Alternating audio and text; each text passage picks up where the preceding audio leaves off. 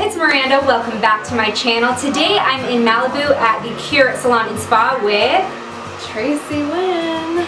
So Tracy did my hair on a shoot with Garnier, and now she's going to cut my hair because y'all know I am way overdue. But we're also going to be answering your burning hair care questions. I asked you the questions you've always wanted to ask a hairdresser on Instagram and Snapchat. You guys sent me a lot. So as Tracy cuts my hair, we're going to get the answers you all deserve. So let's get started. Awesome.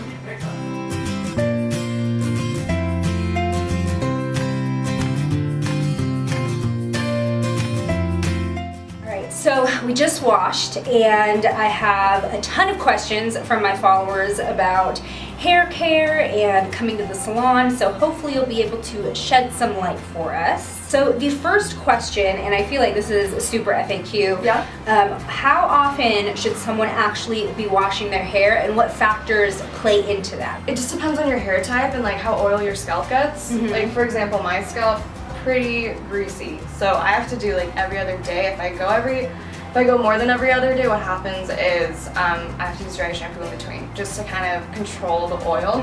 So if you're not producing as much oil, I would say try 2 days, and if that works, you know, try 3 days like the following week. Just kind of like test out like what works for you. Something that I've heard is that washing your hair every day can actually make your hair oilier because you're stripping it. So if someone has really oily hair, would going a few days to let their scalp balance out kind of help that? Yeah, definitely. So like when you wash your hair a lot of your natural oils get eradicated from your scalp, and you're gonna produce more sebum just to make up for all the lost oil.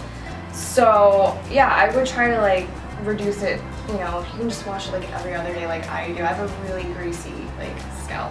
So that's just kind of like what I do. Going off of what you said about using dry shampoo, one question that has a little controversy. Some people wanted me to ask it. Some people were scared of the answer. How much dry shampoo is too much dry shampoo? Like how many days can you get away with doing dry shampoo before you're like, okay, you just need to wash your hair? People go like a whole week. Really? Okay. But that's very rare. Those people are very rare that I see. But I don't know. Some of my clients go like maybe 3 or 4 days. Is there a detriment to layering dry shampoo for that long? No. No, not at all. Do you have any suggestions for lighter, lightweight dry shampoos that people can layer? You know, if they do go that long between washes? I really don't like dry shampoos that are sticky and wet. I don't know if you like test out dry shampoos like on your hand, like you spray. No. Yeah, so that's what I do. I spray it on my hand just to kind of like feel the texture of the product. And if I think it's like a wet product, I won't put it on because it's gonna weigh down my hair. My hair's fine. Even on like coarse hair, even like hair like yours, I wouldn't want to like use that either. Right. Just because I don't want to weigh down the top. Like which is a problem that I told you about that I have. Yeah, I like chlorine dry shampoo. It works really well. It's what we use as session stylists. Like I do a lot of freelance. So it's just like the go-to kind of like dry shampoo. And wow, that's really cool. You can either use like the aerosol one that they have, or they have one that's like in a squeezy powder, which is great too if you like squeeze it onto a brush and then brush it in your hair. Okay, so the suggestion is to try it on your like wrist to see if it has like a wetter texture that's going to weigh down, but a drier texture will kind of be more lightweight. Neat. Cool tip. What is the golden number of frequency to be getting a haircut? Like how many months should go in between before people should be like, okay, now I really do need to get a haircut? It depends on the haircut. If you have shorter hair, definitely kind of like a lot sooner. I would say like 4 to 6 weeks, just depending on how your hair grows also. But for longer hair, you know, it's gonna be, I want to say like anywhere from like 6 weeks to longer, depending, because some people like have really long hair and they want to maintain it. They come to me like once a year. Is it a myth then getting more trims will help it grow? It will help it grow for sure, because if you have split ends, what ends up happening is those split ends like will split all the way up to the top, and you're gonna lose hair. So if you get them trimmed on a regular basis, it's gonna help. But if you've already gotten to that point where your hair's already healthy and you want to maintain like the shape of your haircut, then I would say, you know, depending on whether or not it's long, medium, or short, when it comes in, you know? That makes sense. Talking about split ends, there are so many products out on the market that say that they can seal split ends, but there has been a lot of kind of backlash from hair professionals saying you can't really seal a split end permanently. You're just gonna, it's kind of a temporary thing, you have to cut it off. What's the truth in that? I totally agree with that because it's just like a band-aid, you know? Like, you have to get to the root of the problem, and I think you just have to cut it off. There's no way of getting around it. And you can dust it off by just kind of like taking the split ends and just trimming them off. But otherwise, you just need a good haircut. Just get your hair cut. Are there some styling either tools or products that you can say, yeah, okay, you can save on that, as opposed to splurging on every single part of someone's hair routine? I'd say, you know, like a flat iron. If you invest in like a good flat iron or a good curling iron from the drugstore that you like, then go ahead and use it. Like, just make sure that you prep your hair really well, so it doesn't burn. That's a good point. Very good point. Just prep it. How does someone know if they have dandruff versus product buildup? Dandruff is going to be more consistent. And product buildup, you're going to see, I feel like it's going to be really infrequent. It's going to depend on how much product you use. So it'll be like, you know, maybe throughout the week if you're layering on more product, it'll get more severe, as opposed to dandruff would be kind of the same all the time. Okay, that's a good sign. How does someone get rid of dry, flaky scalp if it's not product buildup and they're actually itchy and then flakes are coming off if they're itching? I highly recommend going to a dermatologist. Okay. Yeah, just so they can just check out the health of, you know, your scalp and your skin. So, you know, it just, maybe something internally is like not.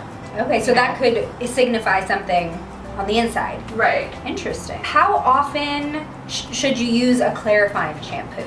Because I feel like once a week. Once a week. Okay, so that should not be your everyday shampoo. What are the downsides if someone does that? You're gonna make your hair extremely dry, because what it's meant to do is it's supposed to strip all of the product buildup, all the gunk off of your hair during the week.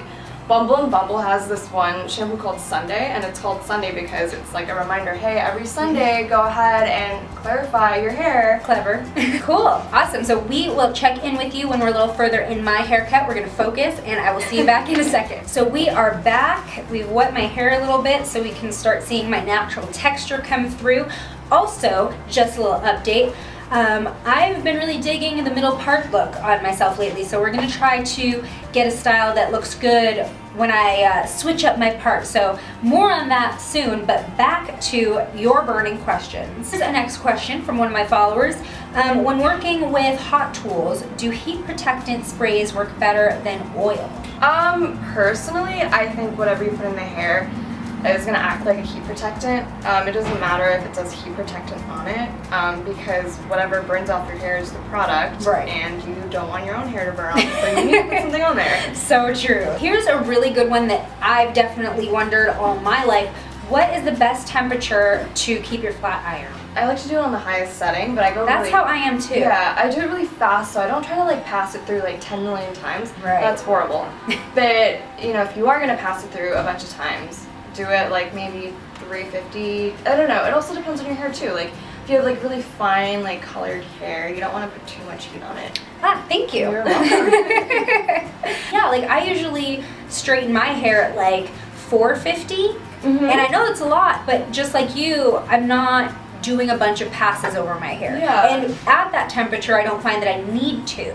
So I guess as long as you're not running over the same spot a bunch of times, it's okay to go a little bit hotter and using protectant. That's always the big That's the big thing. the big caveat. Is box hair dye actually that terrible for hair? I would say yes, because it's basically made for a mass consumer. So anyone can pick it up, anyone can use it. So the developer in it is usually like either really high and the pigment is really strong, because it's supposed to color all sorts of different hair textures. It's just better if you just went to a hairdresser, because then they can personalize the shade that you want, and overlapping too. If you do your own hair color at home, if you overlap, what ends up happening is you get bands in the hair.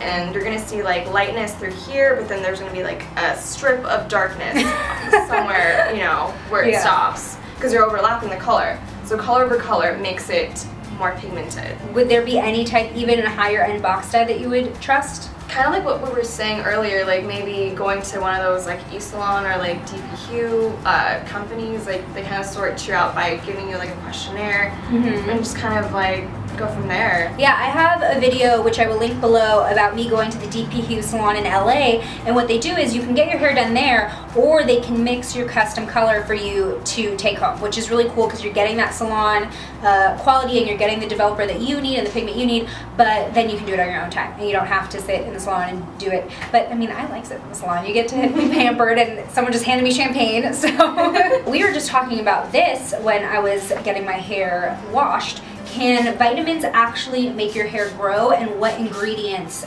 makes the difference? Folic acid is a really good one, and so is biotin. Biotin's like the main ingredient in a lot of hair supplements. So if you can take either or, I would totally recommend that. Or, I mean, they even have like hair gummies that work really well. Okay, so it's not a scam.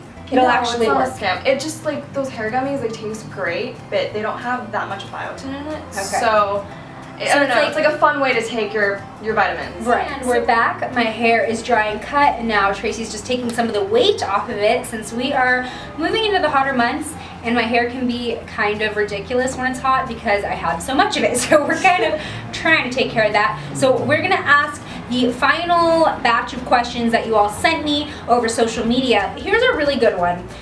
Should I be washing my hair before coming to the salon? No, because most likely you're gonna get your hair washed at the salon. I mean, that's kind of why you're here, right? You're coming here to get pampered and like for someone to wash your hair. And it's such a luxury when someone washes your hair. I've had my hair colored, and they've colored it before washing my hair. So at that point, is there too dirty status? No. So you can always just, as dirty as your hair is, you can always color over it. Yeah, totally.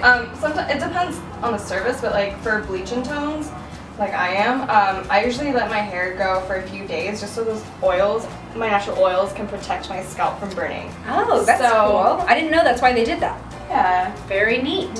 What is the best way to preserve a blowout for a couple days? I would say dry shampoo is your best bet. It's gonna kind of give you more volume. It's just gonna make it like nice and full again. And we've learned the type of dry shampoo to look for so that you're not building up the weight in your hair. And then what about sleeping? I mean, I would just get like a silk pillowcase if you can, so there's no friction going against your hair to make it frizzy. So should you put it up, like sleeping in a bun or something? No, if you sleep in a bun, you could potentially wake up to it being like kind of like weirdly shaped afterwards from being in a bun. So what I would do is I would just kind of like pull all your hair back and just sleep like that. I mean, if you can. That's usually what I do anyway, because I don't want my hair on my neck because it gets hot. Yeah, same. So cool. I'm already halfway there. To tease or not to tease? I think a lot of hairstylists have this opinion on adding volume because teasing can possibly damage the hair. So what is your stance on that? Just as long as you tease correctly, and by correctly I mean like taking a section and then just carving C-shape motions and going all the way to the root so you have a good foundation, and then just continue teasing, but I'm not going to tease on Miranda's hair today. What's the mistake that people normally do when teasing? They'll go like back and forth like this, and you want to just go in one fluid, same motion. Got it. Very good tip. So I've actually heard it go both ways, but does it make a difference applying a hair mask to wet hair versus dry hair? When you apply it to dry hair, it's going to give you the most potency. Okay. So if you put on wet hair, it's going to be diluted by the water. So it depends on how, you know. How much you need, like how much moisture you need? So like, for example, my hair, it's like it's been pretty processed. So I like to do it when it's dry, so I get the maximum benefit. And so then do you rinse it out and then shampoo? Yeah, I'll go ahead and I'll use it as a mask and then go in the shower and do a shampoo and then a light conditioner. Got it. Okay, well, tune back in when we've got the after and flowy waves against the California waves. So this is the after, and I am totally obsessed. So thank you so much, Tracy. I love how light it is, but it still has shape, or it has more shape than it did before, because we were talking and I had very heavy hair. It was like triangle, and now I feel like it can flow and it's got like nice volume to it. So I love it. Thank you all for sending in questions for this video. I hope that Tracy answered them to your liking. Hit the thumbs up button if you like these type of Ask an Expert type videos. Maybe I'll do some more. If you haven't already, please hit the subscribe button below. Become a member of the Slash Squad. I make new videos every week, and I hope to see you in my next one. Bye!